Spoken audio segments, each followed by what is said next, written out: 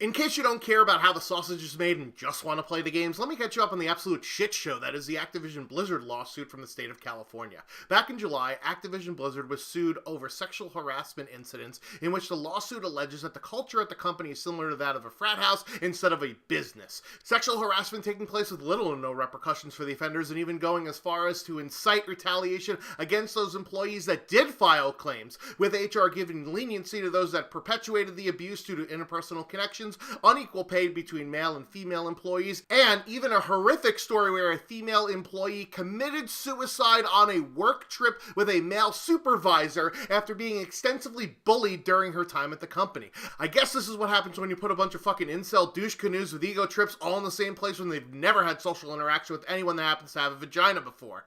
Of course, Activision Blizzard's response to the lawsuit was to bloviate, deflect, and even go as far as calling the Department of Fair Employment and Housing, quote, unaccountable state bureaucrats, when the entire purpose of this lawsuit is because Activision Blizzard's HR department was not holding its own employees accountable for their shitty fucking actions. Doubling down on their asinine stance, the CEO of Blizzard, Fran Townsend, sent an internal email that the lawsuit, quote, presented a distorted and untrue picture of our company, including factually incorrect, old, and out-of-context stories. This then sent employees to organize and to build a better ABK, Activision Blizzard King, and stage walkouts to protest the response. The group demanded 4 things from Activision Blizzard to help facilitate meaningful change within the company. 1. The end of forced arbitration for all employees. It's a process by which, instead of going to civil court, you instead must settle legal disputes through an arbitration process which greatly favors the company instead of the individual. The win rates in these cases are actually rigged, unlike the last presidential election. 2nd, worker participation and oversight for hiring and promotion policies, including increased diversity. 3rd, publication of pay data to ensure equal pay. 4thly, an independent third-party audit firm to oversee the performance of different branches of the company, including HR and the executive staff. Activision CEO Bobby Kotick then issued a statement saying their initial response was tone deaf after it was clear that this was still gaining negative publicity, including having the Activision company logo nowhere to be found on the Call of Duty Vanguard trailer, although that could just be because the game is a stage 5 fucking disaster. Blizzard President J. Allen Brack then stepped down afterwards, which is fitting considering that he oversaw much of the behavior that was detailed in the lawsuit, and instead 2 new people were given the titles of co-leaders of Blizzard, Jen O'Neill and Mike Ybarra. Just when things were heading in the right direction, of course, Bobby Kotick and the executive team hired the law firm Wimmerhale to sort through the lawsuit, which is a firm that is currently helping Amazon prevent its employees from unionizing, as well as having pre-existing relationships with many of the executives at Activision Blizzard. So this is basically a cover my own ass hire and not a let's do some goodwill towards employees hire. In addition, the lawsuit was later amended that same month to indicate that Activision Blizzard hired temporary workers to shred documents and hide evidence from the DFEH. As the situation continued to simmer, tons of companies started removing their advertising and branding from the Overwatch League, although who the fuck is actually watching Overwatch competitive in 2021, 5 years after the game launched, about a year and a half after any content has been added to the game, and when the sequel has already been announced over a year ago. But to save a bit of face, Blizzard announced that Overwatch's McCree character would be getting a name change so that a harasser wouldn't continue to get glorified. Just as suspected, Activision Blizzard employees then filed an unfair labor practice complaint with the National Labor Relations Board with stories of the company engaging in union-busting activity and intimidation of workers during the lawsuit period, telling its employees that they couldn't discuss wages, hours, or working conditions with one another. There are employees leaving left and right, some of which were probably given a nice severance package in spite of being the ass clowns that reported to HR, and others were just fed up with the continued horrible workplace conditions. One of those employees was Jen O'Neill. Yes, the very same one that was promoted to co-leader of Blizzard. Finally, after months of turmoil, in October, CEO Bobby Kotick announced some changes that would be taking place after being pressured to do so by both employees, investors, and sponsors alike. The first being a zero-tolerance policy on harassment, meaning termination is the only course of action. Secondly, increasing the percentage of women and non-binary people by 50%, as well as investing money to grant opportunities for more diverse hires. Granted, the $250 million over 10 years is basically what the CEO makes annually in bonuses, but hey, it's a start at least. Thirdly, the forced arbitration of sexual harassment and discrimination claims is waived, although not for all cases.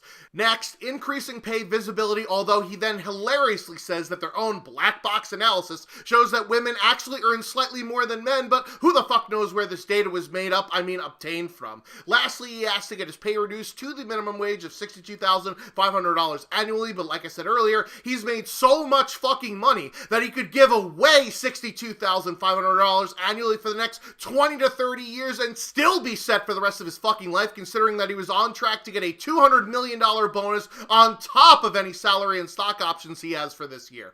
He's on the list of the most overpaid CEOs in America, and even his own investors have tried, unsuccessfully, in the past to have his bonus reduced, so forgive me if I'm not buying these goddamn crocodile tears. Then came the bombshell Wall Street Journal report last week. This report indicates that Bobby Kotick, who had been publicly trying to save face for months, actually not only knew of much of the harassment outlined in the original lawsuit and did not disclose it to the company board, including a harassment lawsuit against someone from Sledgehammer Games, but he even participated in the giant clusterfuck that led to the lawsuit. You know that email that was written by Fran Townsend that caused the formation of a Better ABK coalition, and Bobby subsequently called tone deaf after the pressure was ratcheted up? It turns out it was him who drafted that original fucking email in the first place, and then probably fucking coerced a female executive who is one of his subordinates into sending it so that they would receive the backlash instead of him. Fucking cowardly twat waffle. On top of that, Treyarch's own Dan Bunting was accused of sexual harassment back in 2017, and an internal investigation recommended that he be fired, but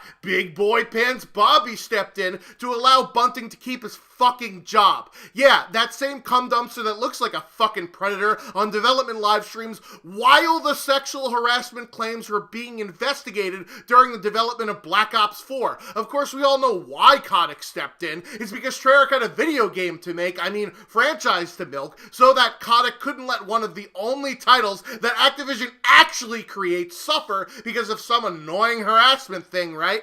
Oh, and Bunting is now finally gone, but only after increased scrutiny from the fallout of the Wall Street Journal report. Not only was Bobby Kotick protective of abusers as he saw fit for his own fucking bottom line, but the fuck trumpet is himself one of the abusers. He harassed one of his own assistants, threatening to have her killed, and told a private jet flight attendant who was suing him for sexual harassment by the pilot of said jet that he was going to, quote, destroy her and ensure that she'd never work again.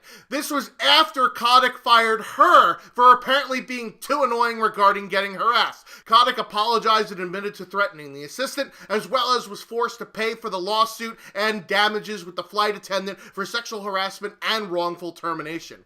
And for the icing on the shit cake, the Wall Street Journal report indicates that the reason Jen O'Neill, the one that was promoted to co-leader of Blizzard, stepped down after only 3 months was because after Activision got flack for not paying male and female employees the same, she herself was not paid the same as her co-lead, Mike Ybarra, in a truly amazing twist of irony. Of course, after all this information comes out, both employees and investors are calling for his resignation. Even the presidents of all 3 major consoles issued statements about the report and their business ties with the company. Of course, Kotick wouldn't take this just lying down, so he pushed back further, saying, quote, anyone who doubts my conviction to be the most welcoming, inclusive workspace doesn't really appreciate how important this is to me. Ha-chew! I'm sorry, I'm just allergic to bullshit. You've had years to change this company since Blizzard merged with Activision, and you didn't. Nay, you wouldn't, because the bottom fucking line is more important to you than the well-being of your workers. The people that are actually making the thing that makes you a stupidly laughable amount of money. It's why you pocketed record revenue and bonuses in a year where you also happened to lay off 800 employees and gave a different executive a 7-figure signing bonus to join onto your sinking fucking ship. Ever think the reason why you can't get dates has nothing to do with the fact that search results show up photoshops of you in devil horns, but instead the actual search results bring up just how shitty your behavior always has been and continues to be? The Activision board, of course, which has a conflict of interest since they're all friends with the scrotum sniffer that has given them a fucking cushy job, is currently standing by the CEO and has been hilariously trying to spin a workplace responsibility committee that is supposed to uphold these new policies, but it won't even enforce its own zero tolerance policy to the CEO, who himself is an abusive fuckwit because there isn't enough evidence.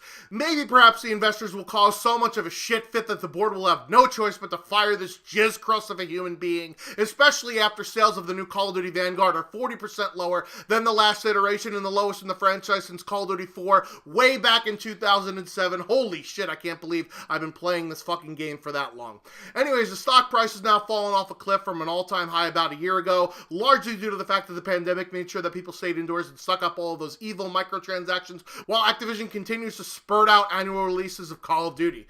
Perhaps when people realize that Kotick isn't doing fuck all for them when their investment dries up, maybe his time will finally be up. I mean, he did also say internally that he'd consider leaving if he can't address these issues that apparently are so important to him quickly enough, which begs the question, is your 30 years you've been CEO of Activision not fucking long enough? I'm sorry, but you need to start actually enforcing your zero tolerance policy on your own ass, pointing the finger at the Wall Street Journal as the bad guy because they're supposedly undergoing a transformation to make Activision Blizzard the most welcoming and inclusive workspace, ignores the fact that you are one of the fucking reasons why the company has to make the transformation in the first place. I cannot believe how thick this fucking asshole is. I'm sorry that this goal is supposedly really important to you, but you can't fucking fix it because you're part of the goddamn problem. Get the fuck out of the way if the cause is more important than your livelihood, because of course it fucking isn't. You can't fix a fucking culture problem if you're part of the bad culture. Bobby Kotick needs to step down immediately. I've been the Schwantz 27,